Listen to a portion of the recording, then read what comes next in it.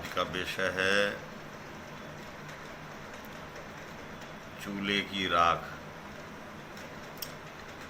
चूल्हा सब घर में पाया जाता है, जो भोजन को सिद्ध करता है, जीवन प्रदान करता है, किंतु उसकी राख इतनी कीमती नहीं होती है जैसे धुएं की रक्षा होती है। कारण है कि उस राख और उस रक्षा में अंतर क्या है।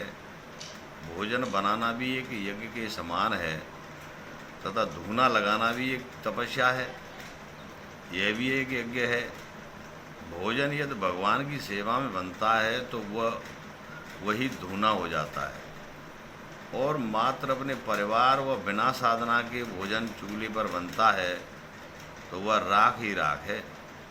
जो राख शमशान में पाई जाती है वह राख ही खाक कहलाती है। उसका मूल्य चूल्हे की राख से छोटा होता है। इसी तरह हर चीज़ कीमत, समय, स्थान तथा साधना के अंतर से भिन्न भिन्न हो जाती है। धूना वर्तमान है, चूल्हा भविष्यकाल है तथा शमशान की राख भूतकाल भी है। चूल्हा जीवन दाता है, धूना प्रत्यक्ष साधना है तथा शमशान पिछली बातों का ध्यान कराता है। जो आज करते हैं वे सही यज्ञ करते हैं, जो भविष्य का ध्यान रख करके करते हैं वे दूसरे नंबर पे हैं, जो भूतकाल की याद करके करते हैं वे तीसरे नंबर के लोग होते हैं। दूसरे अर्थों में जो चीज़ पास है वो मूल्यवान नहीं दिखती है। पहाड़ पर जलती आग को हर कोई देख सकता है, किंतु चूल्हे में जो आग जलती है उसे कोई नहीं देखता है। जो शक्ति दाता हमारे हृदय में निवास करते हैं उन्हें हम देख ही नहीं पाते। जो देखते हैं उन्हें प्रणाम करते हैं, मन ही मन वंदना, पूजा, निवेदन, अर्चना, समर्पण करते हैं। वे दुखी इंसान हैं। हम दूसरे के होने वाले कर्मों को तथा भावों को देखकर बातें करते हैं। क्या कभी अपने भावों को, विचारों को देखकर बातें करते हैं? यदि आप और हम ऐसा करते हैं तो अपनी भूल को जान सकते हैं।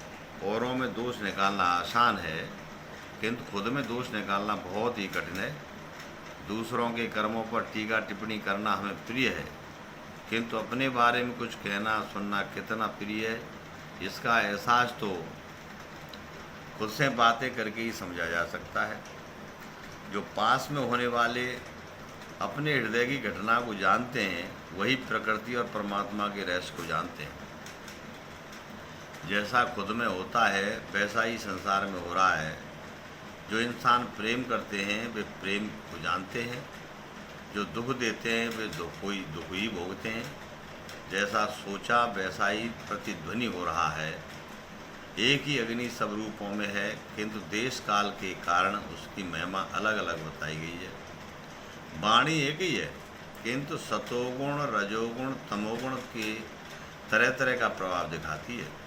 इस संसार में दुष्टों का संग निषेध बताया है। यह शुद्ध हृदय को मैला बना देता है। शमशान की राख तंत्र में काम करती आती है तथा चूल्हे की राख जंत्र में काम आती है। देश काल से निकली हुई वाणी अलग अलग प्रभाव रखती है। अतः मनुष्य को देश और काल का ध्यान रखते हुए शुद्ध, सरस, मधुर वाणी का उच्चारण करना चाहिए।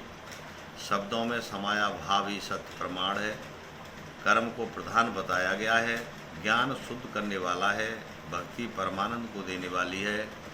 तीनों योग सरल, सुबोध तथा सहज हैं। इसमें कोई भी बनावट व छल कपट नहीं होता है। कर्म भी निष्कामता को प्राप्त हो जाता है। चूल्हे की जो आग है वो जीवन का प्रतीक है, जबकि राख जीवन के अंत को दर्शाती है तथा धुआं अज्ञान का प्रतीक है। जीवन की भट्टी में अज्ञान या अशुद्धि जल रही है। पुरानी बातों के स्थान पर नई बातें आ रही हैं। पुराने चाल चलन सब बदल रहे हैं, किंतु अग्नि में अंधकार को मिटाने की शक्ति ज्यों की त्यों है। उसमें कोई भी परिवर्तन नहीं है। साधन बदले, रूप बदले, जो सत्य है वो बदलने वाला नहीं है। चूल्हे की राख हमें यह भी पढ़ाती है कि चूल्हा जीवन दाता है। ये अन्न को सिद्ध करके जीवन की शक्ति, सुंदरता प्रदान करता है। घर में यदि चूल्हा जल रहा है तो सब कुछ सही है, यदि चूल्हा बंद हो जाए तो एक कहर सा बरस जाता है, जिंदगी के मूल गिर जाते हैं। चूल्हे की राख यह बताती है कि इस परिवार में खुशियाँ कायम हैं। इस तरह आग के जलने पर घर के लोग प्रसन्न होते हैं। इस आग से कोई नहीं डरता है, जबकि सब खुशियाँ व सुख का अनुभव करते हैं। यह राख हर घर में हो रही है। जीवन आनंद सुख पा रहा है। चूल्हे की राख जीवन की संजीवनी है। यह हमारे जीवन के सुख की प्रतीक है। किंतु समय के बदलने से अब चूल्हे की राख भी कम होती जा रही है। राख पवित्रता का प्रतीक है। राख बर्तनों को मांजने के काम आती है, क्योंकि इसमें प्रतिरक्षा की शक्ति है। यह रोग से बचाती है, यह फंगसों का नाश करती है। अब यह गैस का चूल्हा जो चल पड़ा है उसमें राख नहीं है, बल्कि कार्बन ही है जो रोगों को उत्पन्न करती है। क्यों त्यों नई नई चीज़ों ईजाद हो रही हैं, क्यों त्यों पुराने तरीके बंद हो रहे हैं। किंतु नई चीज़ें भले ही सुविधाजनक हैं, किंतु उसमें ना सेहत है ना सुख ही है। बल्कि सुविधा तो है, किंतु जीवन का खतरा भी है। आज जो आविष्कार हो रहे हैं सब कार्बन बढ़ाने वाले। ईंधन का धुआं प्रतिरक्षा शक्ति रखता है।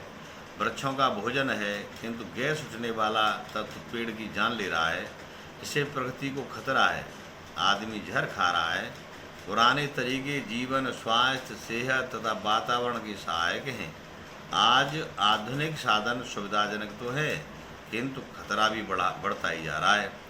पहले लोग हुक्का भरकर तंबाकू पीते थे, किंतु अब लोग तंबाकू खा रहे हैं। यह सभ्यता नहीं बल्कि बीमारी है।